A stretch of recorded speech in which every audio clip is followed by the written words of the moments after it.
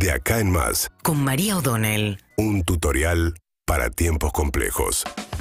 Bueno, y mientras se sigue discutiendo el tema del Fondo Monetario y aparece ahí el tema de la inflación como un tema muy difícil de encarar para la economía argentina, en realidad, si uno mira problemas que afectan nuestra vida cotidiana, que tienen que ver, obviamente, la inflación, tu salario se deteriora, corre detrás de la inflación, etcétera. Pero ayer, por ejemplo, se discutió un tema que afecta a miles de familias argentinas que tiene que ver con el alquiler. Los alquileres que son cada vez más caros, hubo una nueva ley de alquileres que se suponía que iba a resolver problemas y que según los propietarios solamente los agravó porque hizo que se sacaran propiedades del alquiler, no solamente por las nuevas exigencias de la ley que transformaron los plazos de alquiler de 2 a 3 años o que, por ejemplo, tenían la obligación de reportar ante la AFIP esos contratos, sino también porque hoy la renta, el peso está tan devaluado y las propiedades se siguen valuando en dólares, que la renta en pesos, calculada en dólares con relación al valor de la propiedad, es muy baja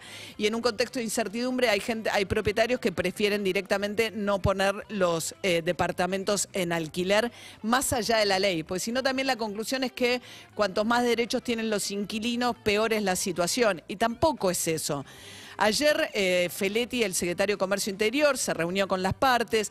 Las inmobiliarias plantearon algo que quizás sea un cambio importante a hacer en la norma, que dijeron los contratos de 3 años son un problema, las actualizaciones anuales, si bien ahora se rigen por un índice que acompaña la inflación, dicen sería mejor que fuesen semestrales, si las paritarias son más frecuentes. Bueno, entonces, eso plantearon las inmobiliarias y del lado del Feletti viene, entre comillas, amenazando con decir, lo que vamos a hacer es poner un impuesto a las viviendas ociosas, que tampoco es para rasgarse las vestiduras. Existen en muchas las grandes ciudades del mundo, de países muy capitalistas, regulaciones de ese tipo.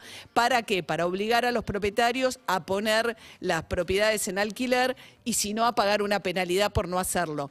¿Cuál sería el mecanismo? Lo que hablaron era decir, el que paga bienes personales, porque tiene un patrimonio lo suficientemente grande como para pagar bienes personales, si tiene más de 3 propiedades y no las pone en alquiler, que la alícuota que paga de bienes personales sea más alta.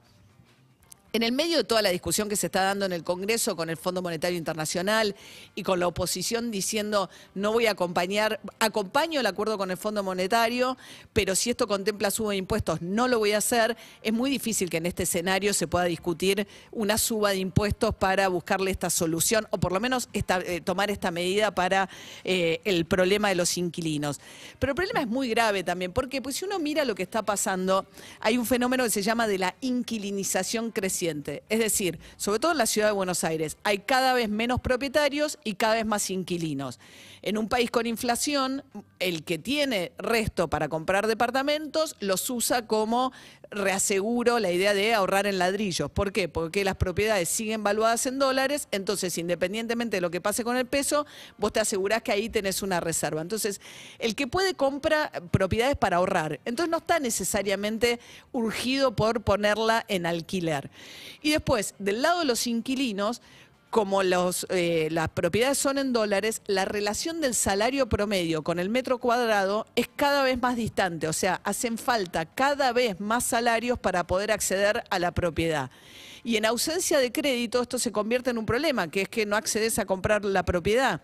Pero no es que no accedes solamente en los sectores populares, para los que siempre se piensa vivienda, como decir, en la construcción de viviendas populares.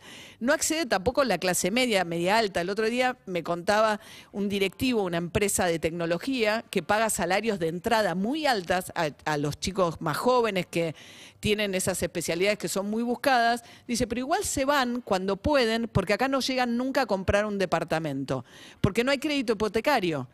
Entonces, esa situación hace que haya muchos inquilinos y cada vez menos propietarios. Fíjense, el censo del 2001, Ciudad de Buenos Aires, los propietarios eran casi el 70%, 68%, inquilinos 22%.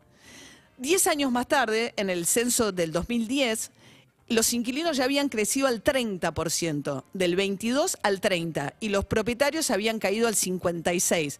30%, ya había 115.000 familias más en la Ciudad de Buenos Aires en un periodo de 10 años alquilando.